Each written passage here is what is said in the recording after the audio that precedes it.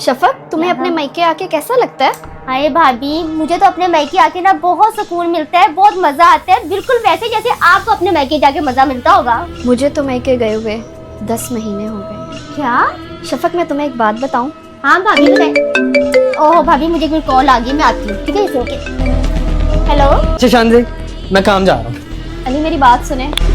अली मेरी बात सुन ले। तुम्हें मैंने कितनी बार समझाया घर से बाहर जाते हुए मुझे रोका मत करो। अच्छा प्लीज सॉरी, वो मैं कह रही थी कि मैं अपनी अम्मी की तरफ से हुआ हूँ। क्या मतलब अम्मी की तरफ?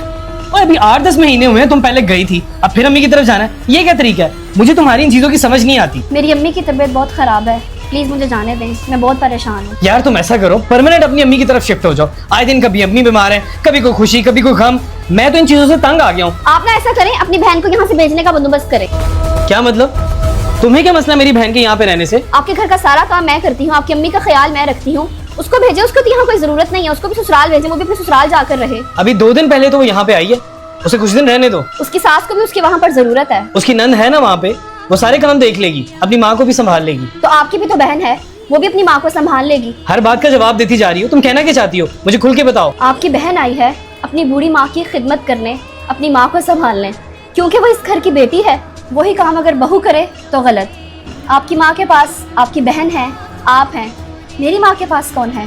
कोई भी नहीं। शादी के बाद हम नए रिश्ते तो बनाते हैं, लेकिन इसका ये मतलब तो नहीं है कि हम पुराने रिश्ते खत्म कर दें। अली, आप कुछ महीनों की बात कर रहे हैं, मैंने तो पूरे 1 साल से अपनी माँ की शक्ल नहीं देखी। मैंने आपसे मांगा ही क्या था?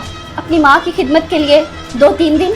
क्या मेरा इतना भी हक नहीं है? अपनी बेटी को अपने घर से जाने नहीं देते और दूसरों की बेटी को उसकी माँ से मिलने नहीं देते।